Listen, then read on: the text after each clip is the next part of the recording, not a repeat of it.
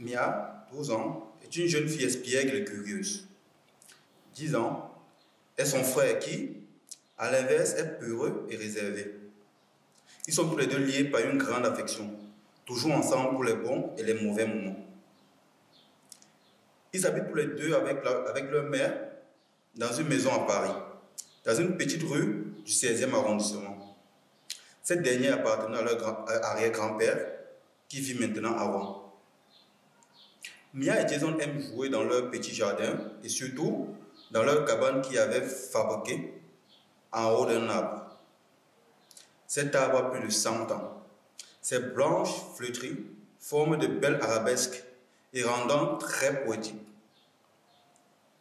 Ils passent des heures à raconter des histoires, à s'échanger des secrets et à discuter tout simplement. Leur cabane reçoit tous leurs secrets, leurs rires et leurs rêves. Le jour des 100 ans de leur arrière-grand-père, alors qu'il prépare un cadeau dans la fameuse cabane, Mia trébuche sur un bout de bois qui dépasse, tombe contre l'arbre, puis disparaît. Jason, complètement stressé, crie, hurle, appelle à l'aide. Il ne sait plus quoi faire. Il est vraiment affolé.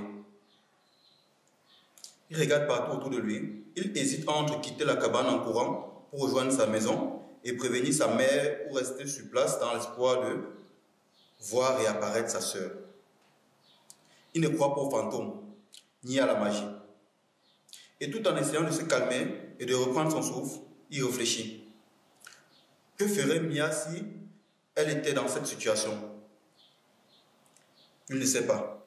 Il a peur et dans la panique, il trébuche sur le même bout de bois que sa sœur et tombe à son tour. Il disparaît lui aussi.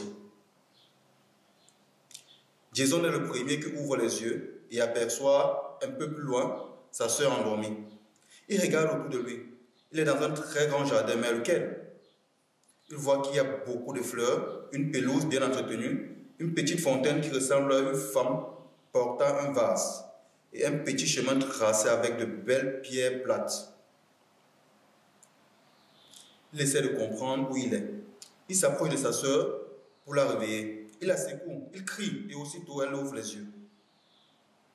Ils vont bien tous les deux. Mia a une grosse bosse sur la tête. Son frère se touche les cheveux et il remarque qu'il a la même bosse au même endroit. Sinon, tout est normal. Il se demande juste ce qu'ils font là. Mia propose à son frère un peu apeuré de trouver des indices. Ils décident donc d'aller explorer le jardin pour savoir chez qui ils sont. Leur étonnement est tel que ni l'un ni l'autre n'osent parler. Mia lève les yeux et remarque la même cabane et le même arbre. Intrigué et surpris par cette ressemblance, il décide de monter en haut de l'arbre, dans la cabane. Mia et Jason ont l'impression de vivre des histoires fantastiques. À l'intérieur, ils trouvent des photos de leur arrière-grand-père. Ils comprennent qu'ils sont dans son jardin, le jour de ses 100 ans.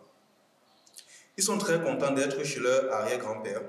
Avant d'aller le retrouver et lui faire la surprise, ils décident de lui trouver son cadeau d'anniversaire, puisque le leur est resté à Paris. Les voilà donc tous les deux dans la ville de Rouen. Ils se dirigent vers le seul endroit qu'ils connaissent, le pavillon du Gros Horloge.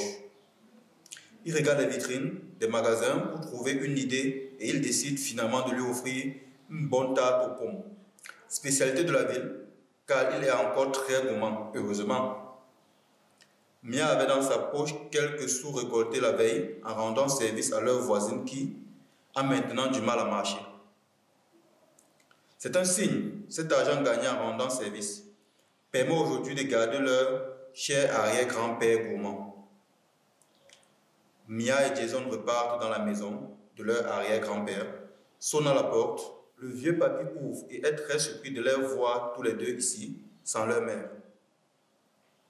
Les enfants surexcités par cette aventure racontent tout depuis le début à leur aïeux. Ils parlent vite, se coupent la parole, ne se laissent pas parler. L'arrière-grand-père ne comprend rien et ne croit pas en leur histoire. Les enfants vexés demandent au papy de venir avec eux dehors et tous trois montent dans la cabane. Arrivé en haut, l'arrière-grand-père loupe la dernière marche et trébuche sur un bout de bois qui dépasse et il disparaît. Les enfants comprennent que le grand-père a été envoyé à Paris. Ils décident donc de faire comme lui pour retourner également dans la capitale. Hop, ils tombent dans le trou, tous les deux en même temps, en se tenant la main. Leur peur est très vite oubliée parce que la sensation de ce voyage express n'est finalement pas désagréable. Ils ont l'impression de flotter dans les nuages confortables.